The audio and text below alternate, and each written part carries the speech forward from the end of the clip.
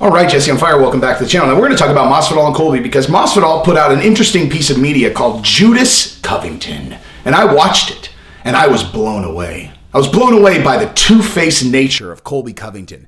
It's almost like he's one guy back then, and he's another guy now. That's what I took. It's like, it seems like the old Colby Covington is one person, and the new Colby Covington is a new person. I mean, does anybody else feel like that? And there's nothing that you can't trust. What? There's nothing you can trust less than a person who pretends to be someone else, as long as they're not doing it for a reason. So, yeah. So I actually, real talk, this might seem like this is going to be another one of those videos where I act like, like I'm smarter than everybody. I figured out what's actually going on, blah, blah, blah, blah, blah, blah, blah. That's not actually what I'm going to do here.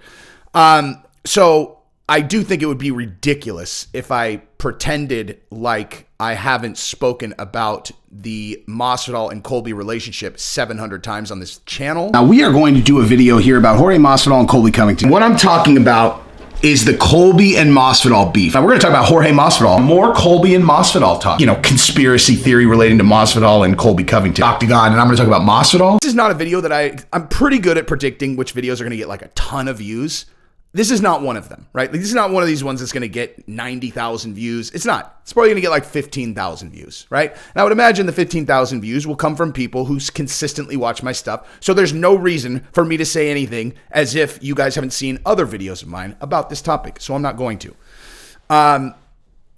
But here's one thing that I'll say, right? So hypothetically, if I had made a point to question the validity of a specific beef, right? When I did Michael Bisping's podcast and that particular issue came up, I didn't talk about that at all. He was talking about how he thought that Colby had stepped out of line, that he had gone too far, talking about this and that with Masvidal's wife. And I just went, yeah, man, that is going too far. Because, I never intended for that opinion of mine to go as wide as it did, okay? Like, when I started talking about that was right when the channel blew up, okay? I was getting 3,000 views a video, right? Being like, guys, come on. And then I did one right on top of the Fabia stuff. I got 150,000 views. And I was like, oh man, yikes. If you don't know what I'm talking about, I did a video that basically outlined why I thought that Colby and Masvidal are pulling off one of the greatest charades of all time. But the reason why I'm not super concerned about Masvidal and Colby seeing it or anybody on their team seeing it is that the point that I'm making is that this is amazing. Like, this is, if, and I don't know. Like, let me just make that perfectly clear. I have no idea. Well, I mean, no idea. How do you clarify? How do you classify no idea? Like, I'm just making an educated guess, okay, based on my own experience and what I've seen, that more likely of the two options, they are best friends, and this is the most brilliant play ever. And one of the reasons you're not hearing a lot of bap from them now is because they've signed their contracts, right? Everything they're doing up until the time that they sign their bout agreement is about building hype, and then that's going to dictate how much money they make. As soon as they sign the contract, it's like, boom, done. Like, money is locked in. Now all we have to do is just not get injured, do a little bit of this and that. I mean, this everybody knows, they could go completely crazy. Like, they could do some crazy stuff leading up to the event, which I'm sure they will. But this event's been being sold for years. Like, this event's going to sell. They don't need to do a bunch of crazy stuff now that the bout agreement's signed. The crazy stuff is over. The deal is done. They are going to make a lot of money, and they secured that together, whether they are best friends or actual enemies. Either way, they did this as partners, okay? Now, what I want to say actually is this, okay? So what I wanted to talk about was when I look at this, I'm telling you I'm not 100% sure, obviously, because I don't know. What do I know? But I'll tell you which parts lead me to believe that it's fake. One thing that I have not talked about a lot on here is which parts lead me to believe that it's real. Because there is one blaring area that has made me believe it's real. And I want to say this publicly, that when this is all said and done, it turns out that this part was a work, okay? If the part that I'm going to lay out was a work, that is the most impressive thing of all of this. It would actually blow my mind. It's the one part of this story that I can't really reconcile, okay? I used to have a theory about it, and then the more that I watched, the less I thought that it was a work, okay? And that's Dustin Poirier. Like, if Dustin Poirier is pretending to hate Colby Covington, like, he has been wasting his talent throughout this entire thing, because he has sold me. Like, I'm sold. I'm sold that Poirier hates him. Okay. And if Poirier hates him, Poirier is best friends with Masvidal, then maybe the whole thing's real. Okay. Now people are like, well, oh, what? Like, Colby's going to just leave the gym? Like, he's just going to leave the gym to what? Sell the beef? And I was like, no. I think he left the gym because there's a lot of fighters there that really didn't like the thing. Like, people don't know each other that well, right? Like, it's a huge gym, dude. That's an enormous gym. So you got a tight-knit little group over here, you know, Masvidal and Colby, whoever. Masvidal's doing his shtick. Other people at the gym are like, I don't like what he's doing, man. He's actually legitimately pissing me off. And then some people start going to Dan Lambert and being like, I don't want to train in the same place as this guy. And all of a sudden, the character that he created becomes real, even though that's not real. He's just doing it on camera, but it became real because a bunch of people who train there, professional fighters who don't really know him that well, but are watching him on TV, are like, I don't want to be on the same team as this guy. It turns into an actual thing, and then he ends up getting pushed out. That was my hypothesis, right? But in the hypothesis, Dustin is always one of his super close buddies. Masvidal is always his best friend. But the Dustin thing, so when Dustin lost to Khabib, right? When Dustin lost to Khabib, he was devastated, okay? Validated. Like, there's no, like, he's obviously not faking that, dude. It was all of his dreams culminating into one fight. All the preparation. I've talked about this before. One of the most moving things. One of the reasons I love that guy so much is because he just wears it. Like, you know exactly where he's at, dude. He's not a big, like, charismatic, like he's not like uncharismatic, but he's not like he's an introvert. He said that himself. He's not a guy who, like, you know, you put a mic in front of him, put him in front of a crowd, and he turns on, you know. Like, you don't stick him in front of a camera and all of this, and he's a bigger version of himself, you know. So, like, I don't know, like, when he lost to Khabib, you could just see it. It was like, it's the most hurt he's ever been, which makes me love the guy, dude, because it means he's all in on this shit, man. Like, he's 100% all in on this. And after that fight, right?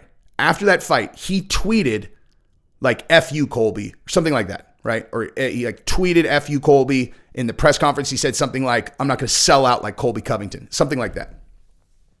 And I remember at the time thinking to myself, I understand. Like, because in my theory, if Masvidal, Dustin, Colby are in on this together because they're, like, super close friends, then this beef that you're doing with the public is one of those things that's actually you guys in the foxhole. In reality, in real life, not for the lights.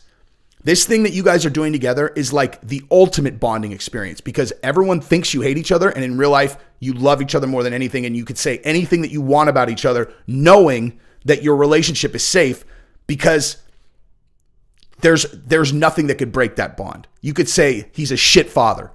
I banged his ex-wife or his current wife. He's a bad father. He's a drinker. He's whatever. And you could say any of that because you know he's going to watch it. He knows you have an unbreakable bond. There's nothing you could say about him that he is going to rattle him. Now, the reason I've always known that is because that's how I am with my really close friends, like my best friends, my tight knit group. There's nothing I could say about them where they wouldn't, you know, if we were like, okay, we're doing a public beef, there's nothing off limits because our bond is that strong. Like, I could say literally anything about them and they would know I'm doing it out of love, and underneath I'm laughing with them. It's an inside joke. So when he did that, I thought of it as like, I bet you that they talked backstage. That Colby called him, I love you, bro, like they had their real conversation. And then Dustin took that time because here's the thing. Anything negative you say about Colby, you're helping him. Okay. Do not, like, that's the part I don't think anyone really understands. Anything negative you say about Colby is helping him. That is what he's trying to do. If you listen to Chael talk about going on The Ultimate Fighter in Brazil with Vanderlei, and he was trying to explain to him, I'm not going to apologize, Vanderlei. I'm trying to make everyone hate me. Okay. If I apologize, they'll like me. You need to understand, like, I'm not apologizing because I'm trying to make everyone hate me, and that's going to be good for our fight, and you're going to make more money. And he, like, couldn't get him to understand. He's like, that's what I'm trying to do. Chael and Colby are good friends. So Dustin saying, F you, Colby, you sellout, is helping him. Okay? It's helping him. It's not hurting him. It's helping him. So I always looked at it like, dude, like this, but there was a little twinge of like, man, but Dustin was so emotional right then. Like he was so hurt and he still did that.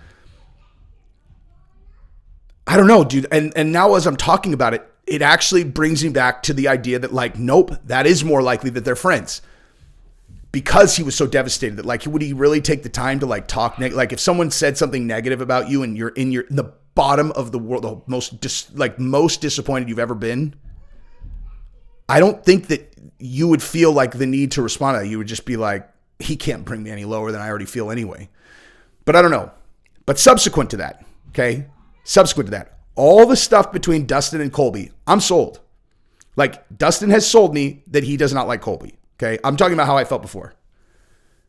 So if it does turn out in the long run that this was a work that Dustin was in on, I will be, I cannot explain to you how impressed with Dustin's performance I will be. Like, because it's very hard to get it by me, dude.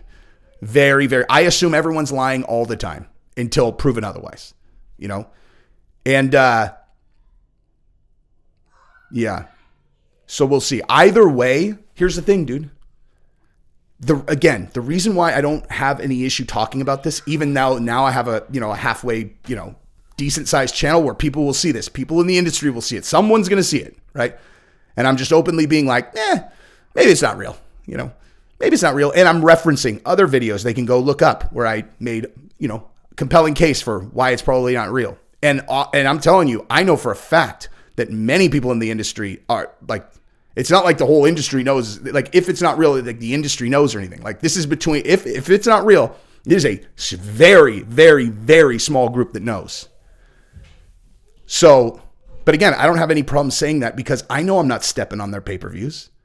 Like there's, there is no scenario where me hypothesizing that maybe this is the greatest work in the history of mixed martial arts, that could possibly lead to less pay-per-views. There's no way. It makes the story even better because people aren't really sure. They want to buy it and they want to see how they interact with each other. It's like, dude, could they possibly, like they did such a good job. Could this possibly be a work?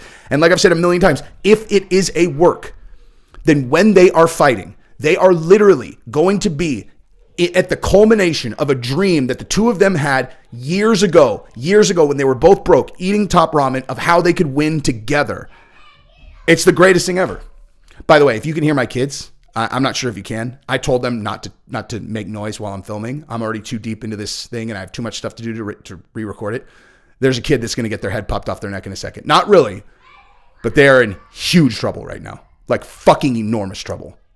I'm deciding whether or not I just want to yell at them while on camera because I'm not going to remember to edit it out. Oh, it sounds like they heard me and they ran away. Anyway, oh, never mind. Anyway, so, yeah, that's pretty much what I've got. I'll tell you this. Me personally, I would vote that it's not real. And I also would pay more to watch this pay-per-view than any other pay-per-view in the history of UFC pay-per-views. Maybe not in the history. But if this thing cost $500, I would buy it. So just so we're clear, like when I say I think that this is a work, like I think it's the greatest work of all time. When I say that, if you think that what I'm saying is like this, that makes this fight less interesting, it's the opposite. Because here's the other thing, dude. Here's the other thing. If they are still best friends, think about the psychology of that in the octagon when they're actually fighting each other. Okay, that makes it so interesting. It's like, it makes it way more interesting. Which one of them can set their relationship aside and fight, like and really, really fight? Okay. Which one of them can do that? And then also, even if they hate each other now, that love is still there, dude. Like there's just bottom line. You can't be best friends with a guy like they were and there's nothing left, dude. Like that's not possible. Okay. The emotions run high. Even if it's real, the emotions run high. But that relation, that's like, this is my best friend. Do you understand like what that means to a man to say that to another man? Like this is my best friend. We live together. Like it's me and him against the world. If you think that just because like they had some disagreements or whatever, and they got mad, the basis of that relationship is just eroded and gone, that's ridiculous. That's not the way the world works. It's still there, even if it's real. And so the question remains the same. There's going to be a very strong part of both of them that does not want to punch the other guy in the face as hard as they can. Okay. Now, I'm sure that subsides once you get punched in the face once. But I'm all about the mental game, dude. You don't hear me come on and talk about like, leg kicks against, straight punch counters. I'm talking about what's going on up here because nothing matters more than that. And in this case, you got two guys that both have a big part of them that does not want to hurt the other guy. Doesn't really want to hurt them. Like, doesn't want to hurt their career. Doesn't I'm sorry. That's just the way it is, dude. Even if they truly hate each other, there's a part of them that really wants to hurt the other guy, but there will always be a part of them that loves him and doesn't want to hurt him. That's just the way that it is. You're not going to convince me otherwise, even if it's real. Anyway, that's what I got. Love you guys. Peace.